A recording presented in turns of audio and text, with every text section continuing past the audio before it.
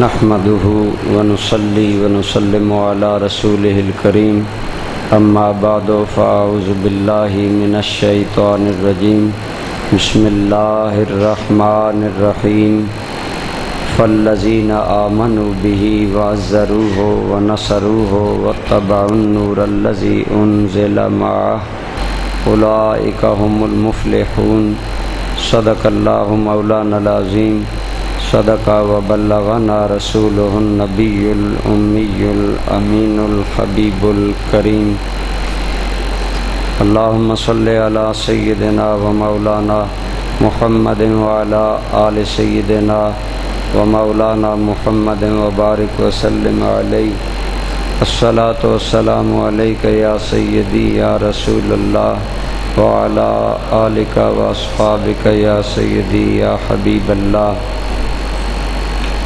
حمد و صلات کے بعد قابل احترام برادران اسلام، بزرگوں، دوستوں، عزیزوں، کل میں نے آپ کے سامنے ایمان بالرسالت یعنی رسول کے بارے میں ہمیں کیا ایمان رکھنا چاہیے، اس کے بارے میں چند باتیں عرض کی تھیں کہ نبی اور رسول اللہ اور مخلوق کے درمیان واسطہ ہوتا ہے، نبی انسان ہوتا ہے اور اللہ کریم کی طرف سے اس پر وحی آتی ہے، نبی کا عالم غیب سے رابطہ مسلسل رہتا ہے، نبی اللہ کی حفاظت میں ہوتا ہے، لہٰذا نبی سے گناہ سرزاد نہیں ہو سکتا۔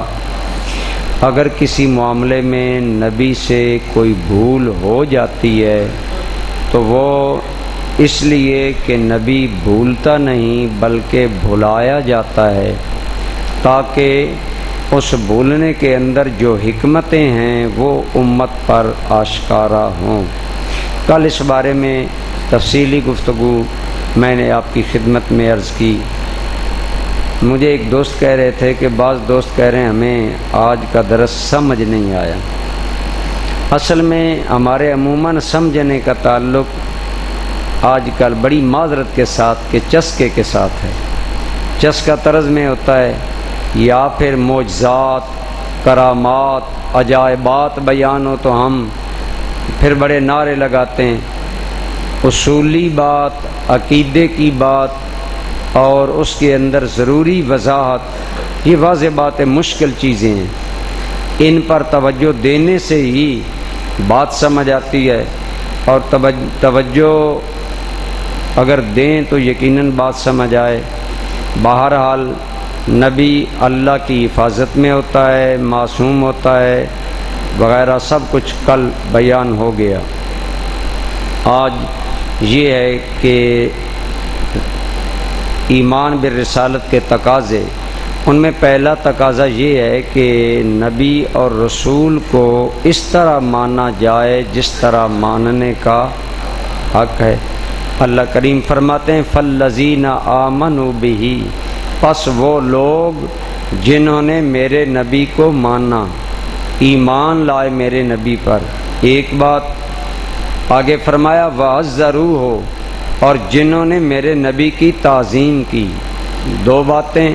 تیسری فرمائی ونصروہ، جنہوں نے میرے نبی کی مدد کی، اور چوتھی بات واتبعوا النور الذی انزل معہ، اور جو نبی لے کر آیا اس کی اتباع اور پیروی جن لوگوں نے کی، یہ چار کام جن لوگوں نے کیے، رب کریم فرماتا ہے اولئک هم المفلحون، یہی وہ لوگ ہیں جو دونوں جہانوں میں کامیاب ہیں۔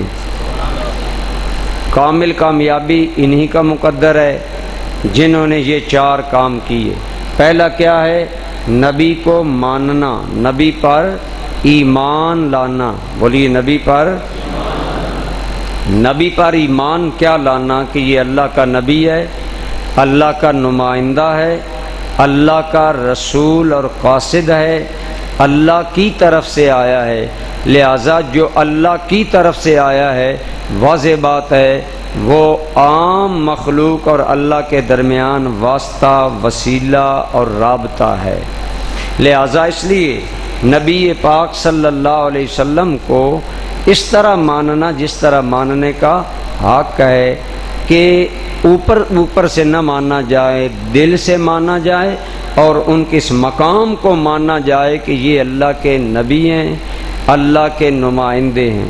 تو برادران ذی قدر، سرکار کو ماننے کے بارے میں کل میں نے تھوڑی ساتھ وضاحت کی تھی کہ نبی سارے چونکہ انسان ہیں، لہذا انہیں بشر اور انسان ماننا چاہیے، اور انسان مخلوق ہے، خدا کا بیٹا یا خدا کا شریک یا خدا کا ساجی نہیں ہے۔ لہذا نبی کریم صلی اللہ علیہ وسلم اور دیگر انبیاء کو ہمیں انسان اور بشر ماننا چاہیے اور انہیں اللہ کا نمائندہ ماننا چاہیے، لیکن چونکہ ان پر وحی آتی ہے لہذا اللہ تعالیٰ انہیں بنایا تو انسان ہے، لیکن انسان ہونے کے ناطے اللہ نے انہیں کچھ خاص صفتیں عطا کر دی ہیں جو عام انسانوں میں نہیں ہوتی۔ لہذا نبی کو اسی زاویہ پر ماننا چاہیے۔ اپنے برابر اگر نبی کو مانا جائے تو کافروں کو یہی مغالطہ لگا کہ انہوں نے کہا ما انتم الا بشر مثلنا، تم بھی تو ہماری طرح انسان ہو، ہم تمہیں کیوں مانیں؟ اللہ نے فرمایا نادانو، ان کا انسان ہونا کوئی جرم ہے؟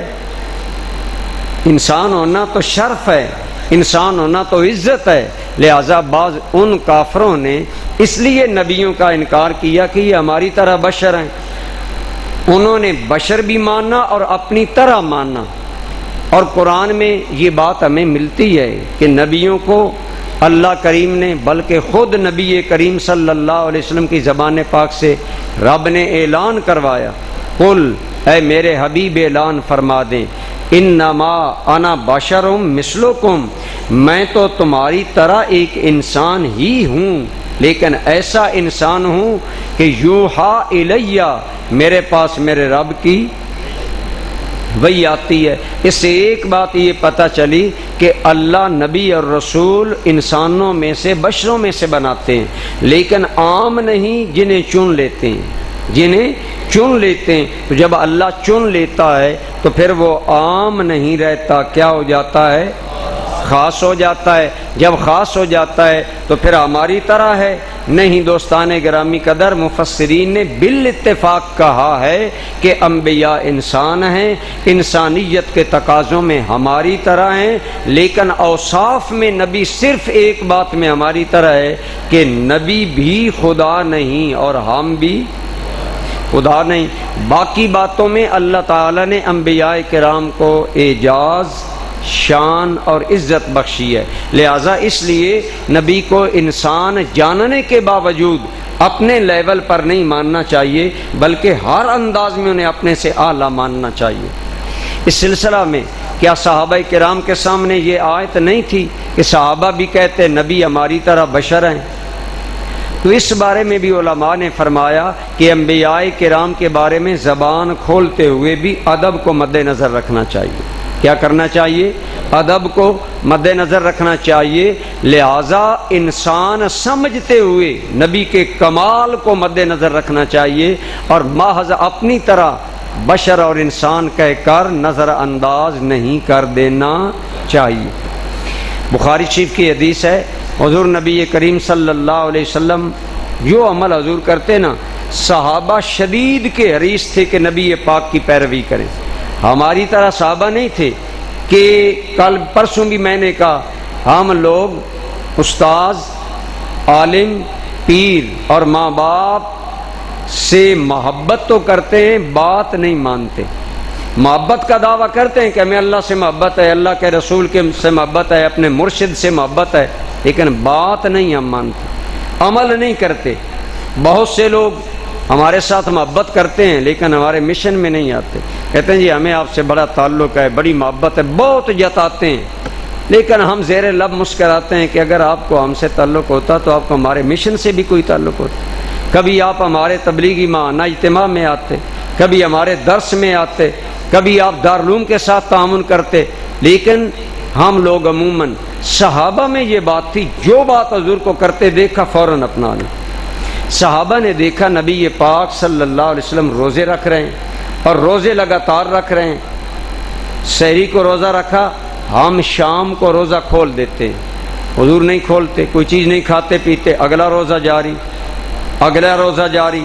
سرکار کریم صلی اللہ علیہ وسلم اس طرح لگاتار روزے رکھنے لگے، صحابہ نے بھی روزے رکھنے شروع کر دیے۔ اب انسان نہ کھائے نہ پیے کتنے دن آدمی گزارا کر سکتے ہیں؟ چند دن گزرے، صحابہ پر نکاحت، رنگ زرد، اعضاء کمزور، سرکار نے فرمایا ما لی ارا علیکم الضعف، کیا وجہ میں تمہیں کمزور دیکھ رہا ہوں؟ یا رسول اللہ آپ بھی لگاتار روزے رکھتے ہیں، شام کو افطار نہیں کرتے، ہم بھی لگاتار روزے رکھ رہے ہیں۔ تو نبی کریم صلی اللہ علیہ وسلم نے صحابہ کرام کو ایک بات کی، آپ جاگ رہے ہیں، ہے نا توجہ؟ یہ بھی ہمیں شکوہ ہے کہ آپ سونا بھی شروع کر دیتے ہیں۔ چلو انہوں نے اچھا کیا، بجلی کھینچ لی، آپ ٹھنڈک میں سوئیں گے نہیں، ذرا جاگ کر بیٹھ۔ حضور اب صحابہ حضرت علی، حضرت صدیق اکبر، حضرت عمر، حضرت عثمان غنی، یہ لوگ حضور کے صحابہ موجود ہیں۔ جب حضور نے دیکھا نا صحابہ میری طرح لگاتار روزے رکھتے ہیں، تو حضور نے جو سوال کیا بخاری شریف میں، آپ نے فرمایا ایکم مثلی، کون ہے تمہارے اندر جو میری طرح ہو؟ اب صحابہ کہہ سکتے تھے یا رسول اللہ قرآن میں آیا ہے کہ آپ ہماری طرح بشر ہیں، کہہ سکتے تھے نا؟ کیا صحابہ قرآن کے عالم نہیں تھے؟ حضور پوچھ رہے ہیں تم میں کون ہے جو میری طرح ہو؟ صحابہ خاموش ہیں، نہیں بولے۔ فرمایا ہر معاملے میں مجھے اپنی ذات پر قیاس نہ کیا کرو، ابھی تو عند ربی یطعمنی و یسقینی، میں رات اپنے رب کے حضور میں گزارتا ہوں، وہی مجھے کھلاتا ہے، وہی مجھے پلاتا ہے۔ اب بتائیں کھانا پینا روزے کے خلاف نہیں ہے؟ بولیں، بندہ کھا لے روزہ ٹوٹ جاتا ہے رہتا ہے؟ حضور فرماتے ہیں میرا رب مجھے کھلاتا ہے، میرا رب مجھے پلاتا ہے۔ تو صحابہ نے یہ تو نہیں کہا یا رسول اللہ کھانے پینے سے تو روزہ ٹوٹ جاتا ہے، صحابہ سمجھ گئے کھاتے مصطفیٰ بھی ہیں، کھاتے ہم بھی ہیں، ہمارا کھانا اور ہے، مصطفیٰ کا کھانا اور ہے، ہم خود کھاتے ہیں، انہیں خدا کھلاتا ہے، ہمارے کھانے سے روزہ ٹوٹ جاتا ہے، مصطفیٰ کے کھانے پینے سے روزہ نہیں ٹوٹتا۔ صحابہ سمجھ گئے، اور یہ نہیں کہا کہ یا رسول اللہ ہم آپ کی طرح ہیں۔ گویا صحابہ کرام رضوان اللہ علیہ مجمعین انہیں انسان اور بشر مانتے ہوئے، کیونکہ یہ تو عقیدے کی بات ہے کہ نبی انسان ہوتا ہے، یہ مانتے ہوئے نبی کی عظمت کو سمجھ گئے کہ رسول اللہ کا کھانا اور ہے، ہمارا کھانا۔ آج جو بے باک مولوی ہو جاتے ہیں نا توحید کے گمان میں، وہ ممبر پر یہ کہتے نظر آتے ہیں نبی بھی کھاتا ہے ہم بھی کھاتے ہیں، نبی بھی شادی کرتا ہے ہم بھی شادی کرتے ہیں، نبی بھی پیتا ہے ہم بھی پیتے ہیں، ان کے بھی دو پیر ہمارے بھی۔ تو کیا یہ منطق ایک اور یہ گردان ایک ادب والے امتی کی ہے، یا برابری کرنے والے ایک اس ذہن کی ہے جس ذہن کے اندر بغاوت ہے؟ صحابہ نہیں جانتے تھے، وہ یا صحابہ سمجھ گئے ہمارا کھانا اور ہے، رسول اللہ کا کھانا اور ہے، انہیں اللہ کھلاتا ہے، اللہ پلاتا ہے۔ اسی لیے آپ نے کل سنا ہمارا سونا اور ہے، رسول کا اور نبی کا سونا۔ ہم سوتے ہیں ہمیں خواب آتا ہے، خواب غلط ہو سکتا ہے، نبی کا خواب غلط نہیں ہو سکتا، نبی کا خواب وحی الہی ہوتا ہے۔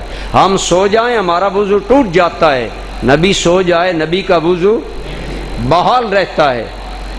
ہم سو جائیں ہمارا بدن ناپاک ہو سکتا ہے، رمضان کے مہینے میں ناپاک ہو سکتا ہے، مسجد کے اندر ناپاک ہو سکتا ہے، لیکن نبی کو کبھی یہ اطلاع نہیں ہوتا، نبی کا کبھی سونے میں بدن پاک نہیں ہوتا۔ کیوں؟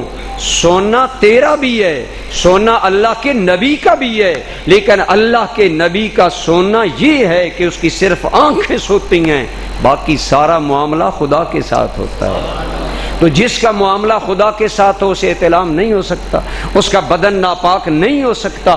اب بدن ناپاک ہونا خصائص انسانیت میں سے ہے، انسان کا خاصہ ہے، لیکن اللہ نے ان میں بھی اپنے انبیاء کو ممتاز فرمایا ہے، اس لیے فرمایا نبی کریم صلی اللہ علیہ وسلم کو مانو، لیکن ماننے کا یہ کوئی ڈھنگ نہیں کہ ہم بھی بشر حضور بھی بشر، بلکہ جب بھی رسول اللہ کو بشر بھی کہو تو عام بشر نہ کہو، بلکہ جملہ انبیاء کو جب بھی بشر بھی کہو تو ادب والا لفظ بولو۔ کون سا؟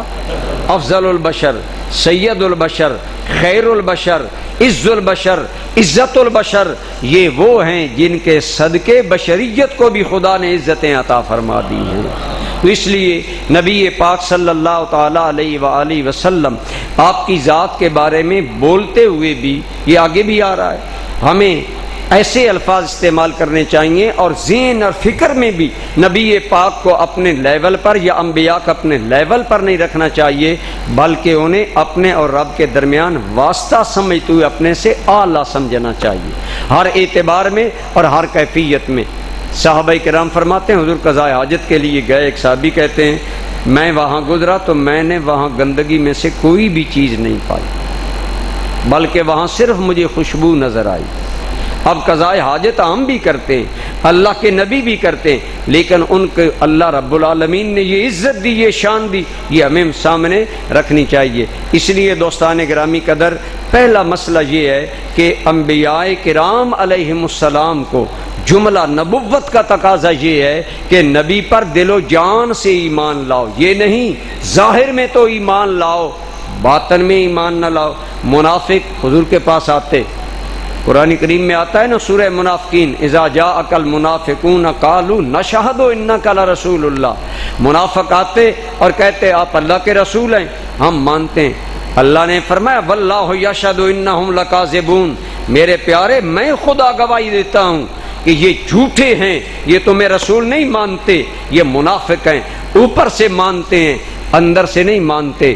مالک کیوں نہیں مانتے؟ آپ سورہ منافقون پڑھیں، منافقوں کی جو علامتیں ہیں ان علامتوں میں یہ ہے کہ وہ رسول اللہ کو دل سے نہیں مانتے تھے، بلکہ بدبختوں کو جب بھی گستاخی کا کوئی موقع ملتا فوراً زبان کھول دیتے۔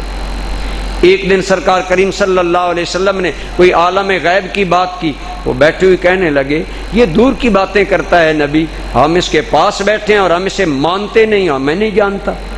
اب نبی پاک کے علم پر اعتراض کا جو ہی موقع ملا فوراً اعتراض کر دیا۔ جب یہ اعتراض کیا تو رب غیرت میں آ گیا، اللہ نے فرمایا ما کان اللہ،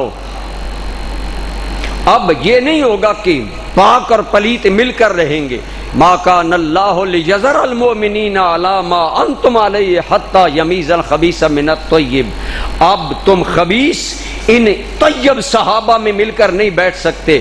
اللہ نے نشاندہی کی، بھری مسجد میں رسول اللہ نے جمعہ کے موقع پر نام لے کر کہا فلاں منافق ہے نکل جائے، فلاں منافق ہے نکل جائے، فلاں منافق ہے نکل جائے۔ حضور نے نام گن گن کر بتائے، سب کو بارگاہ سے نکال دیا۔ فرمایا بدبختو تمہیں برداشت کرنا حکمت تھی کہ شاید تمہارا مقدر کبھی جاگے، مجھے مان لو تو نجات نصیب ہو، لیکن اگر تمہاری خباثتوں کا یہ معاملہ ہے، حضور نے اپنی محفل سے خبیثوں کو خود نکال دیا۔ حضرت عمر کہتے ہیں میں جمعہ پر لیٹ تھا، مجھے نہیں معاملہ پتا تھا اندر کا معاملہ کیا ہے، لیکن نگاہ نبوت تو جانتی تھی۔ حضرت عمر آ رہے ہیں، فرماتے ہیں میں سائیڈ بار ہو گیا کہ رسول اللہ صلی اللہ علیہ وسلم معلوم نہیں کیوں لوگوں کو نکال رہے ہیں۔ بعد میں پتہ چلا آج حضور نے اپنی محفل میں سے تمام خبیثوں کو نکال دیا ہے جو محفل میں بیٹھ کر رسول اللہ کے علم کے بارے میں غلط سوچا کرتے تھے۔ جس سوچ میں نبی پاک کے لیے برائی ہو وہ سوچ قابل برداشت نہیں ہے، اور وہ سوچ خبیث سوچ ہے، وہ طیب سوچ کے برابر کبھی نہیں ہو سکتی۔ اور جس سوچ کے اندر ذرا بر نبی کے بارے میں خبث آ جائے وہ جتنی بھی عبادت کرے اس کی عبادت خدا کو قبول نہیں ہے۔ اس لیے اپنا دیدہ و دل نبی کے بارے میں صاف رکھنا چاہیے۔ فرمایا ایمان بن نبوت اور برسالت کا پہلا تقاضا یہ ہے کہ نبی کو یوں مانو جیسے ماننے کا حق ہے، دل و جان سے مانو، بلکہ مانو۔ اب ایک ذکر یہ ہے بندہ بار بار کہے وہ ہماری طرح ہیں، وہ ہماری طرح ہیں، وہ ہماری طرح ہیں، بھئی ہیں تو وہ انسان، اور اللہ نے قرآن میں یہ کہا کہ وہ انسان ہے تمہاری طرح خدا نہیں ہے، لیکن اس کا تکرار نہیں، بلکہ تکرار کس کا ہے کہ اللہ نے انہیں عزتیں دی ہیں، اللہ نے انہیں شانیں دی ہیں۔ یہی وجہ ہے جنہیں اللہ نے یہ مقام بخشا۔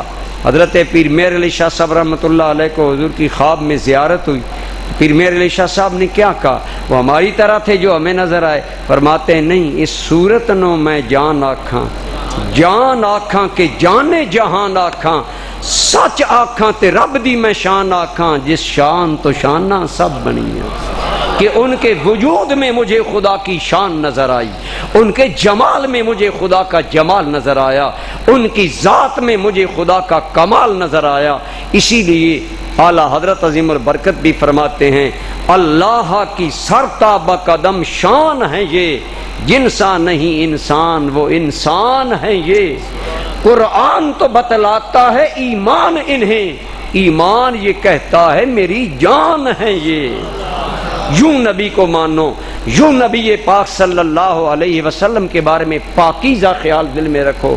تو ایمان بالرسالت کا پہلا تقاضا یہ ہے کہ نبی کو ایسے مانو جیسے ماننے کا حق ہے، نہ خدا مانو، نہ یوں اسے مقدس بنا لو کہ وہ خدا کا بیٹا ہے، خدا کا شریک ہے، خدا کا ساجی ہے، نہ تو نبی کو اتنا بڑھاؤ اور نہ نبی کو اتنا گراؤ کہ اس کے اندر عیب تلاش کرو، لوگوں کے سامنے کمزوریاں بیان کرو، بلکہ نہ خدا مانو اور نہ ہی نبی کے اندر کوئی عیب مانو۔ صحابہ کرام نے ببانگ دہل بتا دیا، ہمارے نبی کو اللہ نے بغیر عیب کے پیدا فرمایا ہے۔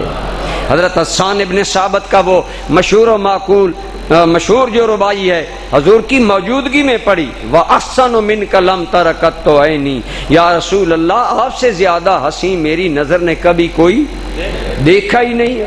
آگے فرمایا وَأَجْمَلُ مِنْكَ لَمْ تَلِدِ النِّسَاءُ، بعض نے اجمالہ پڑھا، بعض نے اجمالو پڑھا، اور یا رسول اللہ میں آپ سے زیادہ حسین کہاں دیکھوں جب کسی ماں نے آپ جیسا خوبصورت کوئی جنا ہی نہیں ہے۔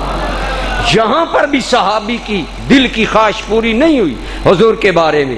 آگے کہتے ہیں خلقت مبرأ من کل عیب، یا رسول اللہ آپ ہر عیب سے پاک کر کے پیدا کیے گئے، مجھے تو یوں معلوم ہوتا ہے کأنک قد خلقت کما تشاء، گویا خدا نے تمہیں یوں پیدا کیا جیسے پیارے تیری مرضی تھی۔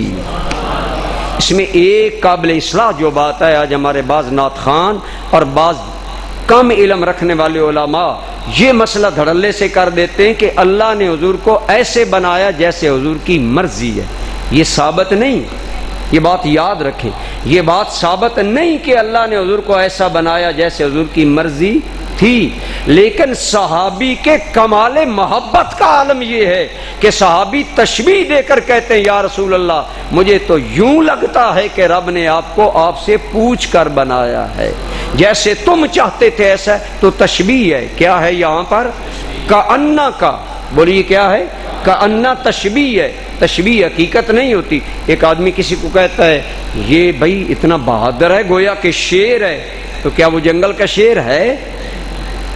بہادری میں تو شیر کی طرح ہے لیکن بہادر نہیں۔ لہذا اس سے یہ بات کرنا کہ اللہ نے اب ہمارے مقرر بڑی ترنگ کے ساتھ بات بنا بنا کر کرتے ہیں، رب پوچھتا گیا، پوچھ کر نبی کو بناتا گیا، یہ کوئی روایت نہیں، یہ کوئی مسئلہ نہیں، یہ کوئی حقیقت نہیں۔ لیکن حضرت حسان کا عشق یہ ہے، وہ کہتے ہیں کہ مجھے یہ معلوم ہوتا ہے کہ گویا کے، وہاں الفاظ کیا ہیں؟ بولے گویا کے، اور گویا حقیقت نہیں ہوتی، گویا ایک محبت، شوق اور عشق کا اظہار ہوتا ہے۔ لہذا جو ضابطہ صحابہ نے دیا اس کے اندر رہ کر رسول اللہ کی تعریف کرنی چاہیے، اس سے آگے بھی بڑھنے کی ہمیں اجازت نہیں ہے۔ فآمنوا فالذین آمنوا بی، لہذا رسول اللہ کو ایسے مانو جیسا ماننے کا اللہ نے حکم دیا، نہ انہیں اللہ کا شریک مانو، نہ انہیں خدا مانو، نہ خدا کا بیٹا مانو۔ حضرت ملا علامہ بوصیری جن کے قصیدے کے بارے میں نے آپ کو بتایا، آپ فرماتے ہیں نبی پاک کے بارے میں ایک بات نہ کہو کہ حضور اللہ کے شریک ہیں یا اللہ کے بیٹے ہیں، باقی کمال میں سے جو کہہ سکتا ہے کہتا چلا جا، تیری زبان کی قوتیں تو ختم ہو سکتی ہیں، نبی کے مقام ختم نہیں ہو سکتے۔ ہمارا یہی عقیدہ ہے، ہم رسول اللہ کو نہ خدا سمجھتے ہیں، نہ خدا کا شریک سمجھتے ہیں، نہ خدا کا ساجی اور بیٹا سمجھتے ہیں، نہ خدا کا پرتو سمجھتے ہیں۔ ہاں یہ ضرور سمجھتے ہیں کہ اللہ نے اپنے محبوب کے حسن کو اپنے حسن کا پرتو بنایا ہے۔ جو خدا رسول خدا کے حسن کو دیکھتا ہے اسے اللہ رب العالمین کی قدرت کا، اللہ کی شان کا اندازہ ہوتا ہے، اور وہ بے ساختہ کہہ اٹھتا ہے کہ اے دنیا والو دل سوچتی ہے دل میں دنیا مصطفیٰ کو دیکھ کر، وہ مصور کیسا ہوگا جس کی یہ تصویر ہے، جس کی تصویر اتنی خوبصورت ہے، وہ مصور کتنا خوبصورت ہوگا، وہ اللہ کتنی قدرتوں والا ہوگا۔ تو رسول اللہ کو ماننے میں خدا کی اس شان کا اظہار سامنے رکھنا چاہیے۔ آگے دوسری بات فرمایا وَعَزَّرُوهُ، رسالت کا تقاضا یہ ہے کہ نبی کی تعظیم کرو۔ کیا کرو؟ کامیاب کون ہیں؟ جنہوں نے نبی کی تعظیم کی۔ رسول اللہ کی تعظیم یہی ہے کہ انہیں اپنے تعظیم کا کیا معنی ہوتا ہے؟ بڑا سمجھنا۔ بولو، تعظیم کا کیا معنی ہے؟ بڑا سمجھنا، بڑا قرار دینا، کسی کو اپنے آپ سے بڑا کہنا، بڑا قرار دینا، یہ ہے تعظیم کا معنی۔ اور صحابہ کرام رسول اللہ کو ہر انداز میں بڑا کہتے تھے، بڑا سمجھتے تھے، تعظیم کرتے تھے، ایون کہ جملہ بولتے ہوئے بھی سوچتے تھے کہ رسول اللہ کی بارگاہ میں یہ جملہ کس طرح ہم بول لیں۔ پہلے بھی کئی مرتبہ بتایا، حضرت عثمان بن عفان رضی اللہ تعالیٰ عنہ کہتے ہیں میں نے قباس بن اشیم نامی آدمی، اس سے پوچھا، کیا پوچھا؟ انت اکبر ام رسول اللہ، تم بڑے ہو یا حضور بڑے ہیں؟ بندہ بعض اوقات پوچھتا ہے نا عمر بھائی تیری زیادہ ہے، عمر میں یہ بڑا ہے یا یہ بڑا ہے؟ حضرت عثمان کہتے ہیں میں نے قباس بن اشیم سے پوچھا تم بڑے ہو یا رسول اللہ بڑے ہیں؟ اب قباس عمر میں حضور سے بڑے تھے، تو لیکن جواب نے یہ نہیں دیا کہ میں حضور سے بڑا ہوں۔ سنیے صحابی کا انداز بدل گیا، فرمایا بات یہ ہے کہ رسول اللہ اکبر منی، رسول اللہ مجھ سے بڑے ہیں، وَأَنَا أَقْدَمُ مِنْهُ فِي الْمِيلَادِ، لیکن پیدائش میں پہلے ہوں۔ ہے نا ادب کا انداز؟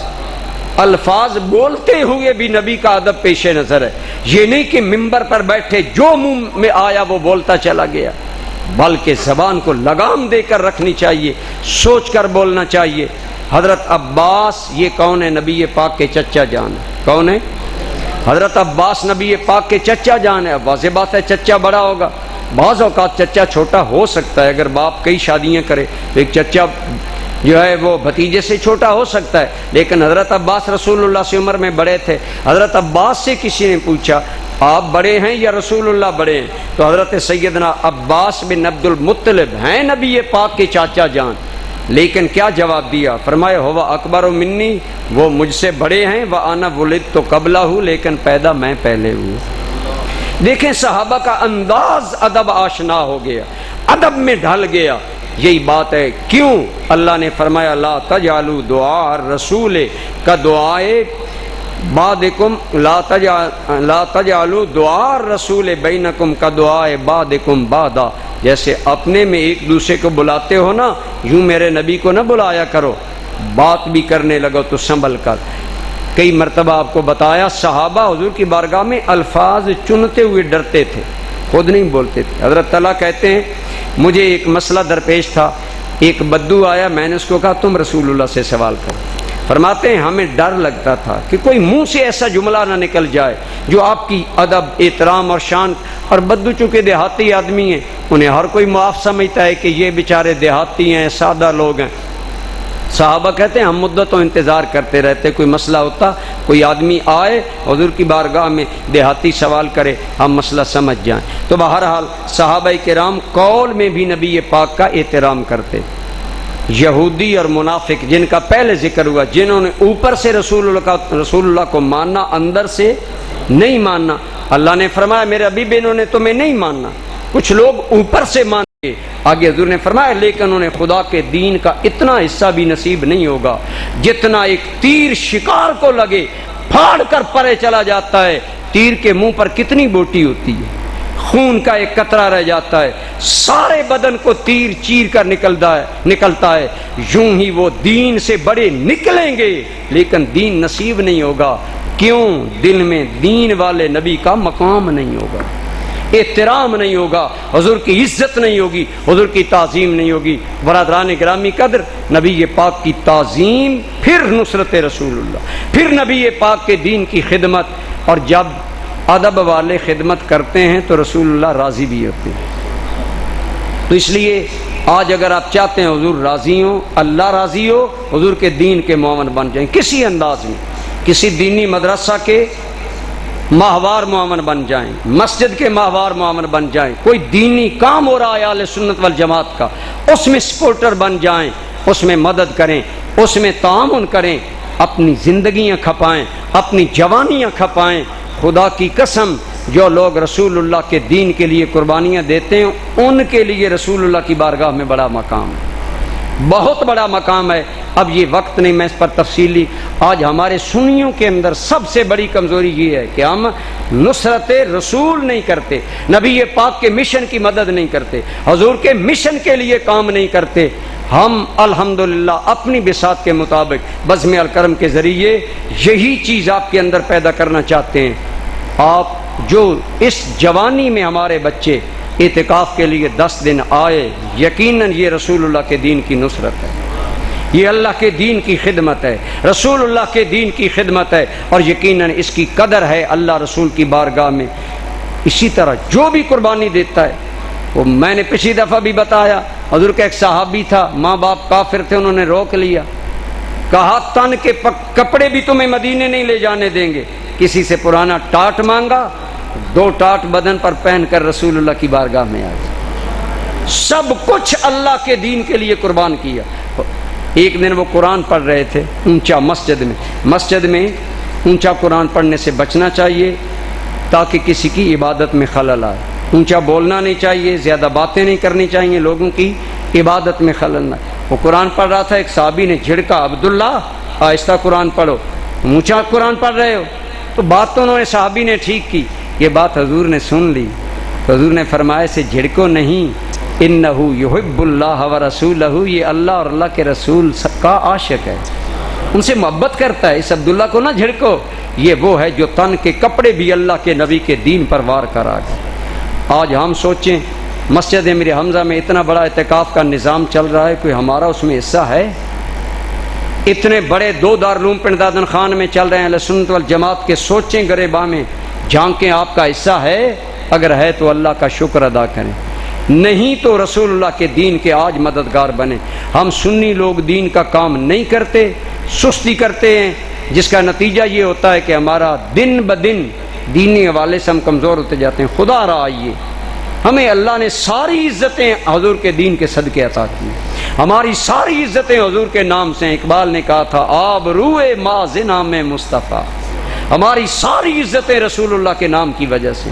در دل مسلم مقام مصطفیٰ است، آب روئے مازنا میں مصطفیٰ۔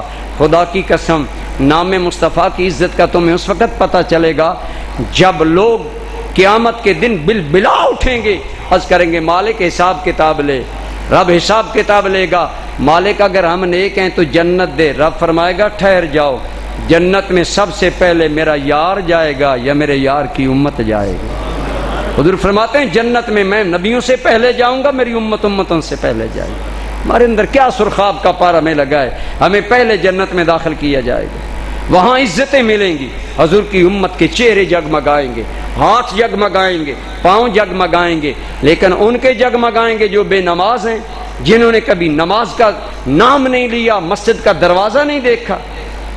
یا رسول اللہ جب حوض کوثر پر غلام ٹوٹ ٹوٹ کر آئیں گے لاکھوں کی صورت میں، میدان محشر میں ہر طرف اندھیرا ہوگا، یا رسول اللہ آپ ہمیں کیسے پہچانیں گے؟ صحابہ کرام کو فکر ہوئی، فرمایا گھبراؤ نہیں، وضو کرنے کے لیے جو آزاد ہوتے ہو رب انہیں نور عطا فرما دے گا، تمہارے چہرے جگمگا رہے ہوں گے۔ حضور کے امتی وہاں بھی انوکھے اور نرالے ہوں گے۔ شاہ نصیر الدین نے کیا ہی خوب کہا تھا، آنکھ نور چہروں میں، نور آنکھوں میں تو چہروں پہ اجالے ہوں گے، مصطفیٰ والوں کے انداز نرالے ہوں گے، نبی کا بن کر مر، قیامت میں بھی عزتیں ملیں گی۔ ہمیں ساری عزتیں حضور کے نام سے ملی، آج ہمیں حضور کے دین کا کام نہیں کرنا چاہیے، صرف مولوی کریں۔ عموماً بیچارے سنیوں کے مولوی پستے رہتے ہیں، عوام ساتھ نہیں دیتی۔ خدا را اپنے اندر احساس پیدا کریں، اپنے علماء کے دست و بازو بنیں، اور جو آج رسول اللہ کی مدد کرتا ہے، اے حضور کے دین کی مدد کرتا ہے، حضور نے فرمایا وہ میری مدد کرتا ہے۔ اور آخری بات، وَاتَّبَعُوا النُّورَ الَّذِي أُنزِلَ مَعَهُ، اس نور کی پیروی کرو، جن لوگوں نے اس نور کی پیروی کی جو رسول اللہ لے کر آئے۔ وہ لوگ کامیاب ہیں۔ وہ نور کیا ہے؟ وہ نور قرآن ہے۔ بولیے کیا ہے؟ تو ہم قرآن کا نور حاصل کر رہے ہیں۔